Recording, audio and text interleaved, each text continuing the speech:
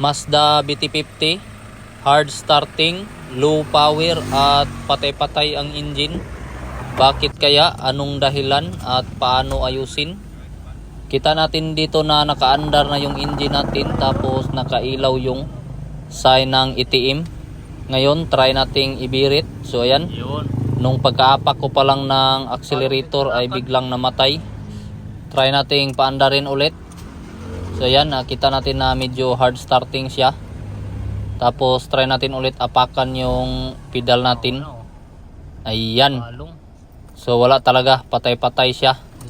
Ang una nating gagawin ay gamitan natin ng bulang kristal.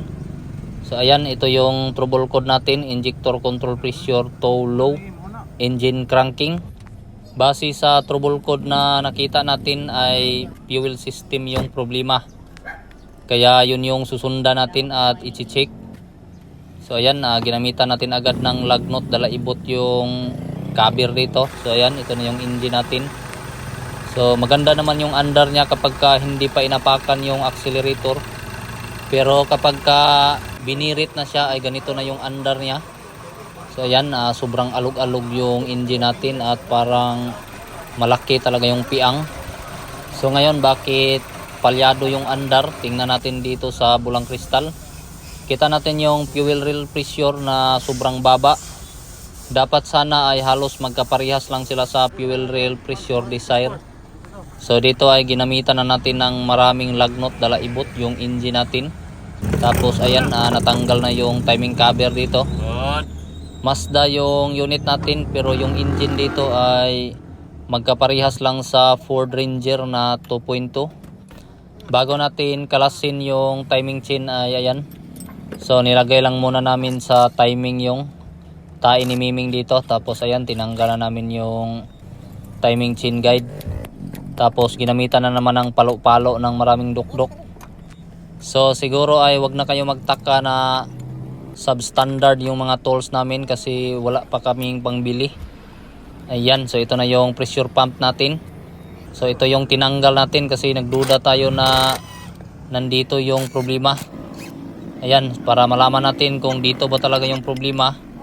So tinanggal natin yung mga bolt kasi bubuksan natin to para makita natin yung kahimtang niya sa loob. So ayan na, kiat na po si Matsuki. Pasok Matsuki. Ano siya nung dan? Bali ang spring. Kita? Baka talaga idol. Maputma yung mga bagay-bagay na hindi dapat matutunga eh. Tag nang maputol. Oh. Spring rin na siyang na-damage ha, pero buo ang baligya na. Hindi nga makabili niya ng hindi buo. Dito ka sa kabila. Kita natin na nangaputol yung spring. So ibig sabihin yun yung dahilan bakit hindi makapag-supply ng tamang pressure yung pressure pump natin. So bali parang nag-lose compression siya.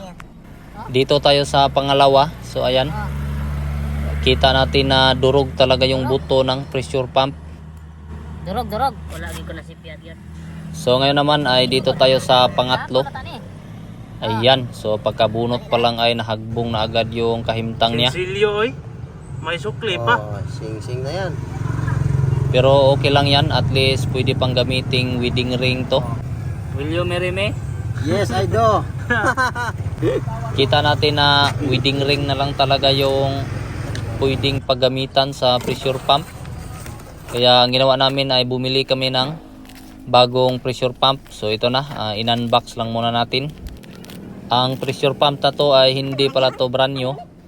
So ayan, medyo sinaw-sinaw lang siya kasi parts out to. So galing sa Bangga na unit. Mas mura kasi to, kaya ito yung pinili natin. So ayan, fast forward tayo. Nakabit na natin siya dito sa likuran. Tapos dito naman sa harapan ay ayan, fast forward tayo. Nakabit na yung timing chain natin. So ayan, kita natin yung mga marking. Inikot na kasi namin yan. So ngayon ay dito naman tayo sa timing cover. Tinanggalan lang natin ng kunting dumi-dumi para maibalik na natin. Fast forward tayo. So ayan, kabit na lang yung battery. So tapos na siyang maibalik lahat. Lights, camera, action, busing. Kinuwari ta dre, viral kita. Mawod yun na tong Diyos. Siyo no? lahi po ning viral ni Busing kay tinuwaray man. Lang, no. Ang ginawa ko dito ay binuksan ko lang muna yung fuel lines dito sa common rail. Yes, start. So ginawa natin yan para ma-bleed natin yung fuel. So ayan, medyo sugwak-sugwak na naman yung kahimtang. Tapos ay isarado na natin. Yes, start. Start ay parting, start ta.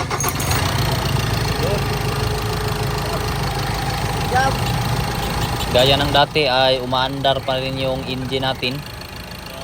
So ayan, dito tayo. Tingnan natin yung kahimtang kung may nagbago na ba. Pasok, Matski. So hindi na umilaw yung power tray natin. Siyempre wala nang paligoy-ligoy pa. Binirit ko na agad yung kahimtang. Yoho! Ayan. So kita natin na palong-palo na yung RPM. Hindi na nag-low power at wala nang patay-patay. Ibig sabihin ay okay na yung ITM dito. Good. Pasok, Matski. Okay. Baba ng kwan. Sira. Sira oy, perting siraha. Ayan, so bago natin patakbuhin ay linisan muna natin yung windshield. Ayan, so ginamitan natin ng kunting tubig lang para klarong-klaro yung kahimtang. So ngayon naman ay test drive na tayo. So medyo dahan-dahan lang ng apak para naman hindi sumabog yung engine natin. Baka kasi tumikalbong tayo. Kaya dito na lang tayo at maraming salamat sa inyong lahat. God bless you.